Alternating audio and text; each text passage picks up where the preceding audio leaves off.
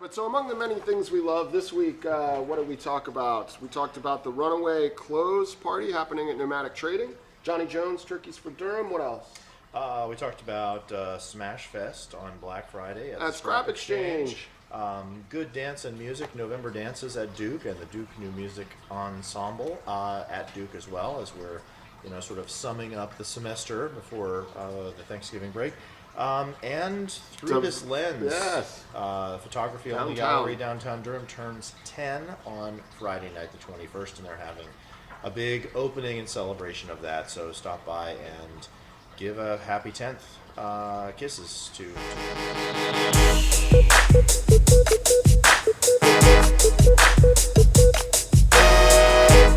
Speaking of Katie Childs, it's great to be back in our Durham, D-U-R-M world. Katie Childs always makes me think of Jessica Blakely, who's Jessica Arden Photography, who does the lookbooks for Runaway Clothes. Absolutely. Yeah, and our boys, Runaway Clothes, are having their winter clothing release party this Saturday. What is that going to consist of? It's Nomadic Trading Co. over here. Have you been in that building? Yeah. It's ginormous. I had, some idea, but not really. It's like a warp on reality. You go in and you're like, oh, okay. Where did we fall in that hole? Where was that wrinkle in time? Because it's all old stuff and interesting stuff in that way. So Runaway has a new line of clothes, for the winter. It's beanies, it's hoodies, it's shirts. They're still using the DURM moniker a lot. Now the DURM shirts say it like you're from here, DURM, which is like Durham.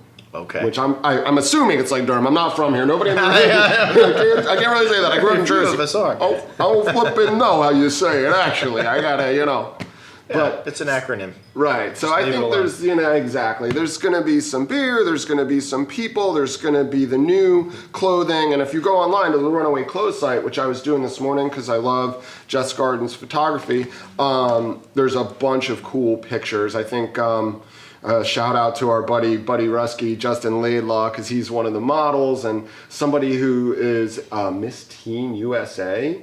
Miss Teen North Carolina. Okay. Is one of the models, and the clothing just looks great. I think they shot, I'm guessing, in the green room, which, that's a classic Durham development story for our theme of change, right? Miss Teen USA, Miss Teen North Carolina in the green room. Yeah. That's interesting. Right? Yeah. A few years ago, that would have been like a scandal. Yeah.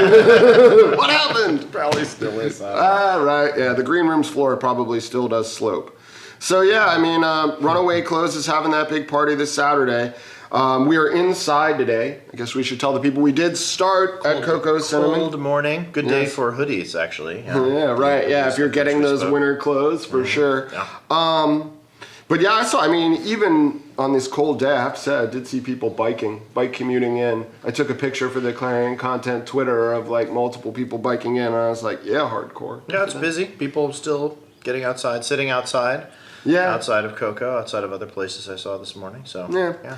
We have to be grateful we're not Buffalo or whatever. Who we were talking about, Alex and whatever. Or you were talking to someone. I have buddies in Buffalo and Toronto who I was emailing with early this morning, and they're completely socked in by multiple feet of snow. Right. Our little 20-degree weather frost on the windshield. There was some frost on my windshield there. Yeah, probably wasn't too brutal. Get yourself a good hoodie, and a DURM hat. Yeah, and a scraper. Come on. Yeah. I do have a scraper. I'm in on that. Yeah, so there's a lot going on in Durham. I know we're going to be coming up on the Thanksgiving holiday. This always really annoys me. The holidays are great because you get this break, right? But at the same time, there's sometimes, event planners don't plan their cool events on the holidays because people are traveling, people are with family, and so sometimes you get, I feel, these dead spots around Thanksgiving and Christmas where people are like, well, we could do it in November, but let's move it to January to keep it away from the holidays. And I will tell you they can be a little boring. shall we Yeah, say? yeah. And I think that's true in other ways too. Like just for one example, I think in the real employment market, it is a terrible time to get your job. Like God forbid you lose your job in the beginning of November. Like, I mean, you can go work in retail or something that's part-time, that's ramping up capacity for the holidays. Yeah. But real hiring and stuff, they always do what you're talking about. Yeah, like, things let's get push it locked back down. to January. And even then, they're like, not right at the beginning of the year, budgets and all of that hoo-ha's going on. It's like, if you lose your job at the beginning of November, it could be February before people are seriously ready to hire. January is the month where managers figure, could we actually just distribute these duties to other people Right. and get by with less money spent on Right, how would that work? Yeah. And this whole concept of work around the Shittily is holidays. how it would work. You know, I mean, I do want to talk about that whole concept of work around the holidays and people being made to work on Thanksgiving and stuff. But I want to go back to your previous point because I do think Durham, of all places, does get a little dead around the holidays. And some of that is like we have Duke, UNC, Central, and all of that. Yeah, so the academic calendar. they leave, you know, and also we have a ton of transplants. Like I mean, I have not been in Durham, but maybe twice in the 12 or 14 years I've lived here for Thanksgiving because my family up in Jersey, you know, that's who I go see. My high school buddies have this after Thanksgiving leftover party, which is always the Friday or Saturday after Thanksgiving. Nice. Yeah, it's great. We can all get away from our family. Everybody grabs a dish from somebody's house. Now we're getting to the point where people are starting to have kids and whatnot. But it is... it's really a great thing. And so I'm not here for the holidays, but when I stay here for Christmas or Hanukkah or New Year's, like, I agree with you. There is this sort of like weird emptying out that sometimes happens. It's a little desolate, but you know, like I have a nice tradition with my daughters. Actually, you know, this I don't even know. The park has a name, but it's this weird little park that's actually right near where Mercury Studio originated. The this one kind of like that little triangle with the flowers right and the by flag City by Hall. City Hall. Exactly, Yeah, and there's a Mandel. fountain. There's a fountain in the middle of it. We have adopted that as our sort of holiday place because around this time of year, you know, all the plant life is dead there, and so we always visit it. Yeah, I think they put up lights, don't they? Usually, usually there's sometimes something, sometimes not. So yeah, that's cool. Yeah, you gotta have your own holiday tradition. Desolate little spot, but yeah, and I'm not complaining about the desolation because I think the same thing happens in the summer. Nice. You know, like, or at least it used to. Like, that's one of my big worries in this Durham popularity thing is, are we still going to get the summer that slows down? Because when summer slows down, like, that's like almost a holiday if you've lived here long enough. Like, you know the day the students all peel out of town and a week later the professors follow them and it's like, we have all the same restaurants and bars and only 2/3 or half as many people. Traffic gets better. Nice. It's like, it's all so wonderful. So... I don't know, I guess we'll see if that survives to the flip side of all this Durham popularity and development that we've been talking about and thinking about. So what's the new word on development stuff? I mean, you keep your thumb on that pulse. Yeah, I don't know. I haven't heard anything where I'm like, oh my gosh, that's crazy, that's amazing. On our herd page, what did somebody tell me? A fresh market was going out on 54 in Homestead, where there used to be a Harris Teeter. And, you know, we know the Magnolia Grill's old spot is underway as Monuts. And we know next to Monuts, there's something that's calling itself a dive bar.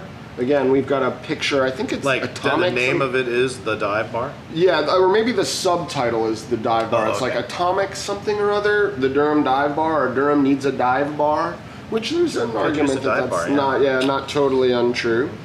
We could use a bar without TVs, you know, honestly. I'm definitely in favor of that. I miss whiskey lacking TVs, and I haven't quite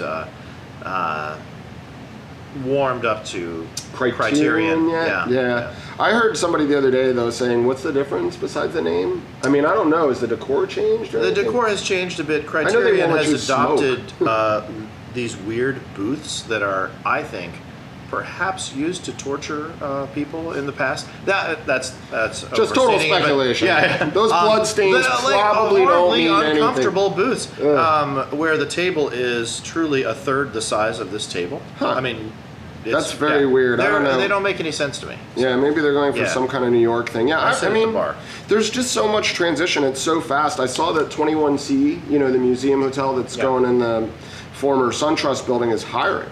Like they're already, you know. Like, They've been hiring for a while. yeah. Like for months. That they listed some stuff, and I assume they filled some of those positions. Yeah, I mean, already, and if you go look closely, the windows have changed. Like, I think they're a long way along in that building. Like, I definitely see work crews way up at the top and whatnot. Like, and I do roll around that area a lot. It seems like, I don't know, it just seems like they're pretty far along in that project. They're pushing it. I know that also for the tower across the street, they were doing some drilling this week. Into the ground, in the park in front of the green wall, which looked to me like maybe they were looking at groundwater, or maybe they were looking at what lines were going to be conflicted. And I know the city is continuing to work on the water lines inside the downtown loop, and in fact has had some problems and issues with this cold weather where people have had their water shut off for half the morning or something like that because they're working on pipes, and pipes are getting exposed and torn up, and the sewer lines. So, I mean, development is just madly underway here. I know that, you know, we talk about change is inevitable, and I guess we talk about you know, the ways that we could possibly take action or do things about it or inform the conversation. But for sure, every week or month that passes, you know, change marches on. No doubt about it. So that's my development scoop. Not to get too negative. I mean, I'm sure there's a lot of good things coming out of that development as well. There's certainly going to be new stuff to do and new hangouts. We talked, what was it we were talking about? I think we heard what was going across the street from Revolution. There's a restaurant spot going in right by Chicken Bone Park there. Wow, yeah. I've seen work going on there, but yeah, it's definitely a Center Studio Scott Harmon project, but I feel like someone told us what restaurant is going in there. The crazy thing with that is that's not in that spot that goes all the way. It goes all the way through by Toast, or excuse me, Loaf on the other side. That spot. So. Yeah, I'm such a Parish Street person that I'm not on that side of the block somehow. It's weird. Yeah. Well, I mean, and you know, I guess that whole side of the block is going to be changed by that 26-story building. One of the things I saw over there that was really interesting to me was some public art. My friend Tad Hunt, who runs the Durham Street Art Tumblr, called it a slap, which I guess means it's a really big sticker. Like, it looks like a flower, and like, you know, I was thinking when I saw it on somebody's Instagram, it was a sticker like this size. Yeah. It's like 5 feet tall by 2.5 feet wide of this cool looking black and white flower. Have you seen the one I'm talking about? Yeah, I don't know who's putting those up, but we were talking about it with the Durham Street Art Tumblr guy, Tad, and it's like, that's pretty baller, right? Because you're not like rolling around with nothing. You're rolling around with like a roller, a mop bucket, you know. Like, but have you ever seen those? I'm saying guys, but have you ever seen those artists work? They are lightning super fast. quick. I've seen them in New York when they're doing legit stuff. You know, bang, bucket, slap it up, and it's done. I mean, it is not a 60-second operation. No, I'm with you. It takes less than a minute for sure. But just the accoutrement, you know, that you have to be walking with. Like in a New York street, I can see it because there's also a certain amount of legit stuff, you know, Broadway shows, new movies premiering that those people are slapping up. Around Durham, we yet to have that slap up culture. I mean, it'd be cool. I'd love to see people like Runaway do like slaps as well as posters or Dirty Durham. But well, I mean, there's really no reason that it couldn't happen. I mean, I don't know the sort of legal reasons. I don't either. I bet there's you know, it's different, and it is different from that standpoint from tagging. I think if you're slapping up a logo, slapping up billets for some type of event that's happening. Especially if they designate a place for people to do it. You know, I mean, I know that flower is up on something that's getting torn down for a skyscraper, so it's not going to stay. So who cares? You know, exactly, no biggie. Yeah, I saw some other stuff on the green wall. People have been starting to graffitiize the green wall a bit. A huge We Heart Durham was put on the green wall. Nice. You know? Yeah. I mean, I'm down with public art. I feel like graffiti, insofar as it's not on somebody's building who specifically does not want it on their building, is pretty cool. I know the alley over by Alley 26 has frequent graffiti appearances just from following the Durham Street Art Tumblr, but I hear it also has frequent paintovers. You know, so it goes and businesses comes like to control their brand. Oh, and speaking of that, actually, the Cactus Group, which bought the the old Penny Furniture building that's next to the Durham Arts Council. Right, and they painted over Emily Weinstein's mural, river mural on the side. Yeah. They sat down with Emily pretty recently, within the last couple of weeks, and had a conversation. I haven't talked to Cactus, but Emily said that it wasn't a really productive conversation, but seemed like maybe the start of some kind like of maybe they'd let her paint another mural. I mean, the Durham Civil Rights mural that's going up there is gorgeous. Yeah, and really colorful. That's going and, up there. So I mean, who knows? When we first started covering the Durham Civil Rights mural and getting shots of that, not only had they painted over Emily's mural with all this yellow paint on the side of the Penny Furniture building, but the way they left it was there was like this little chunk, like by an electrical box or something. It was just like it was like an insulting reminder. It was like, oh, we painted over this, and not even in anything we're going to do permanently, because we didn't do the touch up or the trim or get it exactly right or anything. No. We just painted over it, whatever, because God forbid, like, we leave this art on here, And, well, I mean, their rationale, indeed, and I heard they apologized for it, and did you write about it? I haven't. I did write about it, and they apologized for it only after a bunch of people got upset about it, but. And I wrote about it, and I was very harshly against them. But from their standpoint, they were knocking holes in the second floor to put windows in there. So they were going to be knocking all these large holes through the mural anyway.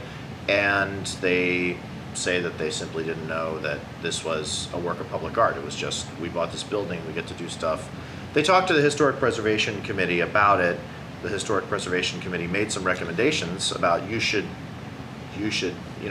consider if there could be legal ramifications here. We can't say. So it was kind of a wishy-washy response from Historic Preservation, but I feel like they've kind of been labeled to have wishy-washy responses a couple of times. Like my recollection around the Mutual Bank building that's becoming the Durham Hotel off the Holland Street alley by where Baldwin Furniture and Organic Transit were, was that it kind of was rubber stamped by the Historic Preservation Committee, which allowed that alley to essentially go away. I mean, it's going to be really an alley now. It was a cobblestone street that was 30 feet wide, and the building had that cool arc to it, and they're over there with cranes. That arc's going to go away. It's going to be a fancy hotel, and the alley only has to be like 5 feet wide, and that was set up with the city rather than the Preservation Committee. And I don't know much about the jurisdiction, but it doesn't seem to me like that they have either enough power, or that if they already have the power, that they exercise it. Well, to echo that, my sense is, and this isn't a particularly informed sense, and if you're on the Historic Preservation Committee and you're mad about what we're saying, please tweet at us, come on the show, tell us, talk to us. Yeah, I think they're kind of not hamstrung, but there are rules about what they have purview over, and rules about what they don't. So, for instance, the structure of a building, yes, they have some purview there. Paint, they have no purview there, which came into play in conversation in their recommendations about this mural. They're like, we can't tell you what to do, but we can say that you should consider the following. So it's like you want the developers to have sensitivity training and just like actually ask what might be a good idea and not before they knock it down. But I guess again, some of that goes to the stuff we've been talking about, where the developers are like, well, you have to legislatively or with the city council or with the planning commission get involved and make them tell us what to save. They reverse the mission and say it's not up to us to figure out what to save. It's up to you to figure out what to preserve, and then tell us. So I don't know. Well, and that comes from, to me, an old mindset that when is it going to change exactly? Which is the developers coming in and saying, we're doing you a favor, city, southern city, sleepy southern city, by doing something in your location here. And so, for a long time, what was it like, the 90s, and maybe for even a the good 80s while, and 90s. Yeah, well, we would see sleepy southern cities bending over backwards, giving massive tax breaks in order to attract any kind of development. Yeah. It was usually to get the Volvo plant to come in and, that certainly build something. Happened, but even on a smaller scale, it was happening. And I think that when do we transition out of that to where municipalities are like, hey, actually, we are the resource here, dude. Right. We need you to contribute. And if you want to develop it, we'd love to work with you, but we're not going to bend over a barrel for you. Right, like exactly. We used to. Yeah. We've put all Yeah. these things in place. The infrastructure is really good. It's strong. This is what's going on. This is why you Infrastructure's should really good. come. Yeah, that's well, overstating I mean, we're it. not there yet. We're not there yet. I mean, we have, Yeah, but we yeah. have to tax these developers, or at least force them to contribute in some kind of way, so that Sure, we can yeah. modernize the water downtown, so that we have public Wi-Fi that actually works. I mean, I always see this network that says something about being Durham Frontier public Wi-Fi, downtown, but I can Yeah. never log on. Yeah, I sit I outside can't seem to get dirty onto Durham meetings. Yeah, no one can get Yeah. onto it. Well, so. if nobody can Could get you give onto us some working internet, public Wi-Fi, perhaps? and if people downtown are having their pipes burst the moment that the temperature drops below 32 degrees, then we're sure as hell not going to be able to support a 26-story city center building with tons of new residents. I mean, Yeah, like, we need what to have the somebody hell? on from city government or go down there and talk to them, because I agree. I question their infrastructure plan. I mean, in fact, they haven't released the plan, I guess is the deal. Okay. They keep holding the master plan in abeyance so that they don't have to, in some way, debate the details of the master plan. But as things proceed willy-nilly without a master plan, I totally agree that the infrastructure is going to be challenged. I've even heard stuff like, that the basements of these buildings, these old buildings, are really having problems because so many of the buildings downtown are really old. Anyway, so Master let's talk plan, about a couple of the things coming up in the next couple of weeks the before master we plan get any more onto down the on calendar. development. Yeah, master plan of things to do. Yeah, I mean, one of the good things coming up, since we've had all this, it's a little Actually, bit of there's a something downer. great on Friday. Yeah, okay, go for it. No, I'm excited about it. The photography gallery downtown, Roy Lee's, Through This Lens, They're is a great turning old 10 institution. years old. Talk about first adopter. Early. There were tumbleweeds, then there was Through This Lens, and then Yeah, you so lasted through the 2004. tumbleweeds That was era. when downtown was truly nothing. So they're turning 10 and having a big shebang on Friday, Cool. 21st. Awesome. All sorts of openings, events, members showing. It's always worth going into Through This Lens, but especially this month, and honestly, just tip of the cap to Roy Lee. Yeah, for being there and doing it and- staying on that place and coming up with a model that has continued to work for him to have. I mean, it's not just that it's a gallery downtown; it's a photography-only gallery. Yep. There are only a handful of those in the Southeast. Definitely, There and are he really hosts not great work all the time. You can go by Through This Lens almost any time, and there's great work up there. I've seen a ton of different Durham photographers and other people with just really good stuff. Other cultural stuff with the holidays approaching and the academic calendar sort of summing up certain things. Some good stuff at Duke. Duke faculty and student dancers, the November Dances, an annual recital Friday, Saturday, the 21st and 22nd at Reynolds Industries Theater. Always worth seeing. Really good stuff this year. Andrea Woods has a piece and a number of other folks. And then Saturday night, there's something cool. If you don't know the Duke New Music Ensemble, you should get it on your radar screen. These are graduate students in the music department, composition, and music department at Duke, who have just put together this ensemble that has a rolling cast. Cool. And they do all sorts of fun stuff. 8 o'clock Saturday night at Baldwin Auditorium. It's a free show. They are playing compositions built off of pop songs, basically. Oh, cool. So, And free. Yeah, they have a lot of fun. This is a really fun, worthwhile show to see. Gotta love it. Yeah. All right, well, my couple I already mentioned Runaway Saturday night at Nomadic Trading. Check it out at runawayclothes.com to see the lookbook. We talked earlier off camera, or maybe on camera, I don't know when you started filming, frankly, about Turkeys for Durham, which is just spelled like that, Turkeys, F-O-R, and then Durham, D-U-R-M, which is our buddy Johnny J. Jones, who is a great filmmaker and does wonderful work on the hip-hop videos of like Tune and Law and various other people, but also runs this charity fundraiser every year to try and give at least 100 turkeys away to the needy in Durham.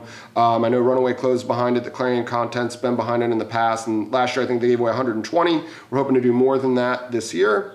And then Smash Fest, which we talked about. It was Black Friday at Scrap Exchange. A totally cool, interesting take on breaking some things in the name of art. 4 p.m. to 9 p.m.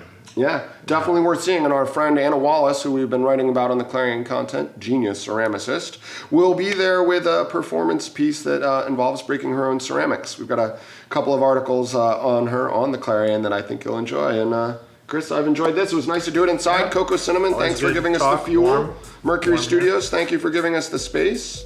Mercury Studio members who patiently waited while we finished in the back room, thank you as they're well. peeking in We the doors. appreciate it. Yeah. Terrific stuff, man. Yeah. All right. Cool. Happy holiday. Yeah, have a great Thanksgiving if I don't see you before then. Great. Josh, you as well.